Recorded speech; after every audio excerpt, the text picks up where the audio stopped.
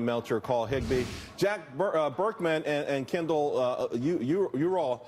Let me start with you, Jack. I know that you guys made a last-ditch attempt, or there was a last-ditch attempt from the Never Trump forces. That's been squashed with respect to the Rules Committee. It looks like the table is set. But was the selection of Mike Pence something of an olive branch? Because most people consider him palatable to the establishment types, some of which were Never Trump.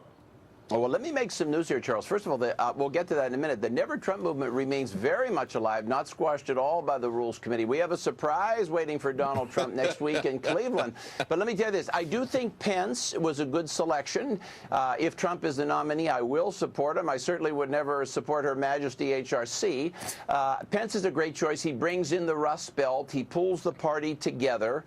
Now, of course, I wish, any candidate wishes, that Trump didn't have to unify the party, and that he would have the luxury of reaching out to someone who could appeal to swing voters.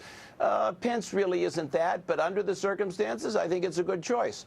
You know, and that's the interesting thing here, because, of course, the Democrats weren't going to like any of the choices, but they've come down pretty hard on Pence, particularly in the LGBT stuff. Yeah. They said he's suppressed freedom of the press. He suppresses reproduction rights. He's against the environment. The whole litany, if you will. They came out pretty hard against him, Jillian. Yeah, I mean, I think he's actually a very poor choice. Really? And here's why. I mean, if you look at what happened with RFRA, I don't think that's that controversial of an issue. I mean, I think well explained, you know, you get to choose who you do your business with based on moral choices. That was the idea behind boycotting North Carolina if you're a liberal over the transgender stuff. Pretty similar. Pence managed to turn that issue into something that had the nation polarized for an entire week, captivated with a debate about do Christians and do conservatives hate gays. He's a guy that did not handle controversy well the last time, and now he's going to be joining the most controversial campaign.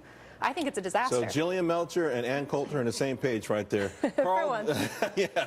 Carl, here's the thing. Mm-hmm. A lot of Republicans are saying this doesn't sound like Donald Trump. Here's a guy who's okay with trade, TPP. Here's a guy who, you know, was okay with Obamacare.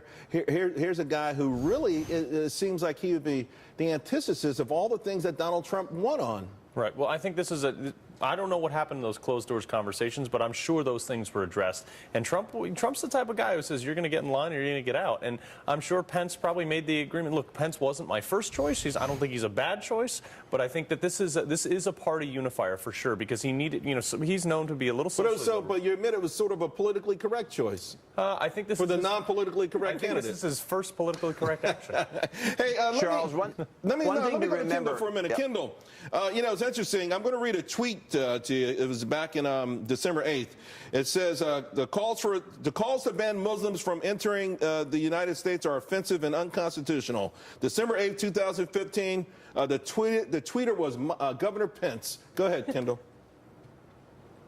Well, I'm actually glad that Pence is going to be in the convention center, because when the delegates exercise their constitutional and God-given right to conscience and unbind, we can actually place his name in the nomination for the presidential slot. He's one of the few conservatives that actually are going to be in the convention hall. So I like Pence. I think obviously, his religious liberty stance and his pro-life stance, and the fact that he's a social conservative, as well as been a very good conservative overall with the policies that he's implemented. But that doesn't matter, because general election voters don't vote on the vice presidential pick. And I understand the nice attempt to try and make good with the conservatives of the base. It's not going to work this time, because the label that he's slapped on them with the red meat to conservatives is, I'm just going to put out a front man for the con man that's behind the label. So we're not going to buy it. Let's leave it there. And of course, fireworks are still promised. You guys have one more trick up your sleeve. In the meantime, Republicans